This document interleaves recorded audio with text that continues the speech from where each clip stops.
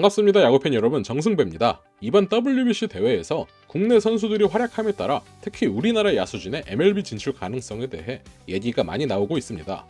팬그래프가 선정한 최근 국제 유망주 순위에서 야수 부분 1위에 오른 김도영부터 이번 대회 조별리그를 그야말로 하드캐리하며 대한민국을 8강에 진출시킨 문보령, 그리고 완전체 유격수 김주원과 파워로는 이미 탈크보급인 안현민까지, 저는 개인적으로 한국 야구가 오랫동안 기다려왔던 우타 거포 외야수 안현민 같은 유형이 메이저에서도 활약하는 모습을 보고 싶기 때문에 기대를 많이 하고 있습니다.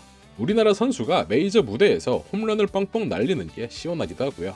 오늘은 그래서 안현민의 타격과 메이저 진출 가능성에 대해 알아보겠습니다. 제 개인적인 생각이니 여러분들의 생각도 언제든지 댓글로 남겨주세요. 구독, 좋아요 부탁드리면서 영상 시작하겠습니다.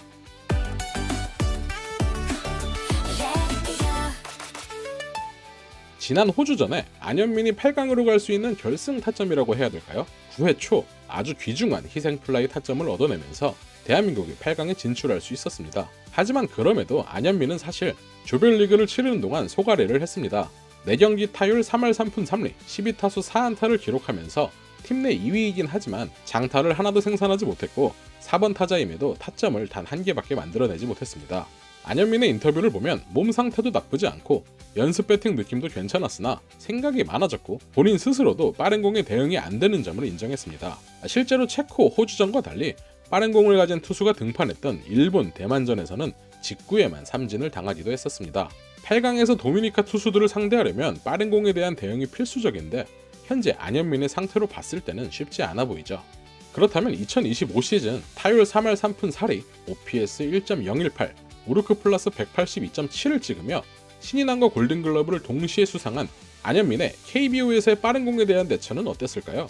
과거 기아 타이거즈의 감독이었던 맷 윌리엄스 감독의 인터뷰를 인용하자면 마이너리그부터 메이저리그까지 95마일, 즉 153km 이상은 돼야 조금 빠른 볼이라고 여겨진다고 합니다. 실제로 KBO에서도 150km의 직구를 던지는 선수는 이제 흔한 일이 되었죠.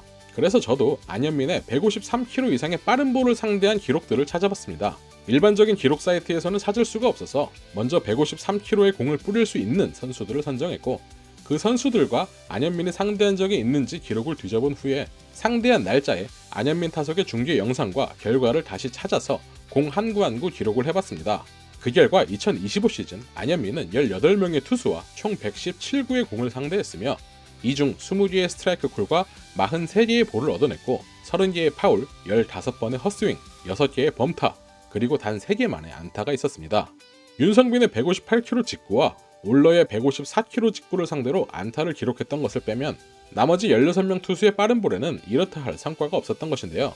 투수의 구위를 수치로 판단할 수 있는 일반적인 데이터에 헛스윙률이 있습니다.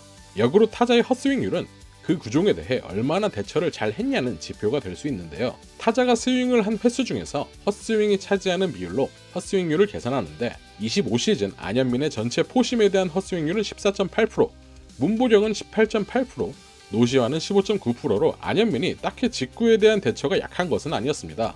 번외로 메이저리그 진출 전 이정우의 포심 헛스윙률은 무려 3.1%로 거의 모든 공에 컨택을 했음을 알 수 있죠. 반면 구속 153km 이상의 포심에 대해서는 안현민의 헛스윙률이 무려 27.8%로 급상승합니다. 이 수치는 안현민이 153km 이상의 빠른 볼에 압도되었음을 의미합니다. 다른 기록을 살펴볼까요? 투수가 타자를 얼마나 완벽하게 압도하고 있는지를 보여주는 또 다른 지표 중 CSW가 있습니다. 스트라이크 콜을 받은 공의 개수와 헛스윙한 횟수를 전체 투구수로 나눈 지표로 루킹 스트라이크와 헛스윙만을 고려하기에 투수의 구위와 제구력만으로 만들어낸 투수 독립 지표로 할 수 있죠. 이에 따라 CSW가 높은 투수는 필연적으로 탈삼진 개수도 많습니다. 탈삼진율과 강력한 상관관계가 있는 지표로 할 수 있습니다. 일반적으로 CSW는 25 이하면 부진, 27에서 28 사이면 리그 평균 수준, 30 이상이면 리그에서 아주 뛰어난 우수한 수준이고 35 이상이면 에이스급 투수들의 긁히는 날 정도의 수치입니다. 작년 기준 KBO 투수들의 CSW는 다음과 같습니다. 폰세, 앤더슨의 수치가 상당히 높았고 직구의 CSW만 봤을 때는 직구 수직 무브먼트 수치로는 어디 가서 꿀리지 않는 구창모와 최준용이 높은 수치를 기록했으며 원태인과 박세용의 포심 CSW는 변화구에 비해서는 리그 평균보다 아래인 수준이었음을 알 수 있습니다. 그렇다면 안현민을 상대로 한 153km 이상의 빠른 공들의 CSW 수치는 얼마나 될까요? 바로 30%입니다. 폰세의 직구 CSW보다도 높고 앤더슨보다 살짝 낮은 리그 에이스급들의 CSW입니다. 안현민의 선구안이 좋아서 볼을 많이 골라냈기에 그나마 수치가 많이 낮아졌음에도 30%라는 수치는 빠른 공 자체가 안현민에게 확실히 효과적인 무기라는 것을 알 수 있습니다. 그렇다면 안현민은 리그를 씹어먹은 타자임에도 불구하고 왜 이런 빠른 공에는 약점을 보이는 것일까요?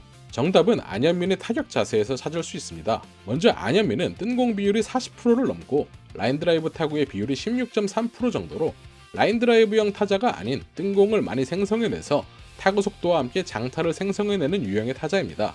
그러나 또 어퍼스윙 유형의 타자는 아닙니다. 특이하게도 레벨 스윙을 하지만 힘과 배트 스피드가 더해져 공을 강하게 때려내면서 타구 속도를 바탕으로 공을 외야로 멀리 보내는 유형의 타자죠. 스윙의 궤적이 아닌 본인의 힘과 기술로 공을 멀리 보내는 장사형 타자라고 할 수 있습니다. 다만 여기서 약점이 생깁니다. 바로 큰 레그킥인데요.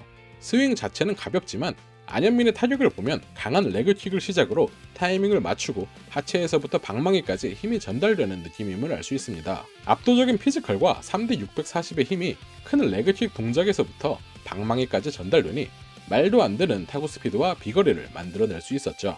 다만 레그킥이 크면 어쩔 수 없이 빠른 공에 대한 대응이 힘들 수밖에 없습니다. 다치바나 류지가 쓴 오타니 쇼헤이의 홈런 배팅 기술이라는 책을 보면 메이저리그 투수의 구속이 1분에 비해 빠르기 때문에 오타니 또한 레그킥을 버리고 슬라이드 스텝으로 바꾼 뒤 앞발을 들지 않고 발끝을 지면에 디디며 타격하는 방식인 토탭으로 타격 타이밍을 잡는 것을 알 수 있습니다. 메이저로 이적 직후 빠른 공에 대한 대처를 하기 위해 레그킥 동작을 버렸고 거기서 부족해지는 파워를 몸을 키우고 근육량을 증가시키면서 하쿠파 오타니는 자신만의 스윙을 만들어냈습니다.